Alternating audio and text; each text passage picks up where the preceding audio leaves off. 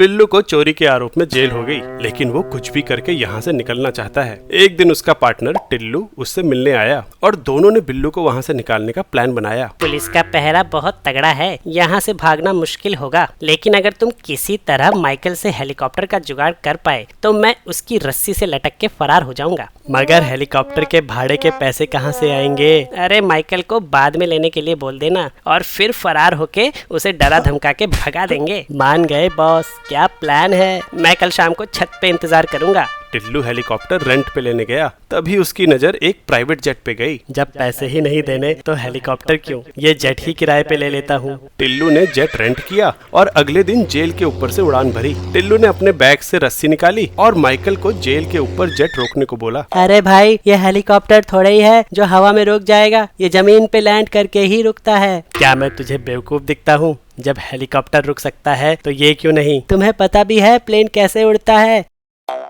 Bernoulli's principal नहीं पढ़ा ना तुमने? पढ़ा होता तो ये सब काम थोड़े ही करता। बर्नौलीज प्रिंसिपल के अनुसार किसी भी स्ट्रीमलाइंड फ्लूइड के पर यूनिट वॉल्यूम में प्रेशर, काइनेटिक एनर्जी और पोटेंशियल एनर्जी का जोड़ हमेशा कांस्टेंट होता है। यानी कि अगर फ्लूइड की पोटेंशियल एनर्जी या काइनेटिक एनर्जी बढ़ाओगे तो उसका प्रेशर कम हो जाएगा। हेलीकॉप्टर और एयरप्लेन के विंग्स का शेप कुछ ऐसा होता है कि जब हवा उनसे टकराती है तो एक ही ड्यूरेशन में ऊपर ज्यादा दूरी तय करती है और नीचे कम। इसीलिए ऊपर हवा की स्पीड मतलब काइनेटिक एनर्जी ज्यादा होती है और नीचे कम। लगभग एक ही हाइट होने की वजह से हम पोटेंशियल एनर्जी को इग्नोर कर सकते हैं। तो अब एयर की इन दोनों स्ट्रीम्स की मैकेनिकल एनर्जी बराबर होने के लिए ऊपर प्रेशर को कम होना पड़ेगा और नीचे ज्यादा। इस प्रेशर डिफरेंस की वजह से ही विंग पे ऊपर की तरफ एक फोर्स यानी थ्रस्ट लगता है। क्योंकि हेलीकॉप्टर की ब्लेड्स उसके बिना मूव करे भी घूम के ये प्रेशर डिफरेंस बना सकती हैं, इसलिए वो एक ही जगह पे रुक के भी ऊपर की तरफ थ्रस्ट लगा सकता है। लेकिन एयरप्लेन के विंग्स ये थ्रस्ट तभी लगा सकते हैं जब पूरा का पूरा प्लेन खुद काफी स्पीड से हवा में से गुजरे। तो इसका मतलब जेट बिना आगे बढ़े हवा में नहीं रह सकता। नहीं रह सकता भाई। वैसे मुझे लगता है कि पुलिस ने हमें देख लिया। रनवे पे उतरते ही पुलिस ने टिल्लू को भी पकड़ के बिल्लू के पास पहुंचा दिया। अरे माइकल ने क्या मस्त बर्नौलीज प्रिंसिपल समझाया। बर्नौलीज प्रिंसिपल को और बेहतर तरीके से समझने के लिए खुद से ये 3 क्वेश्चन पूछो।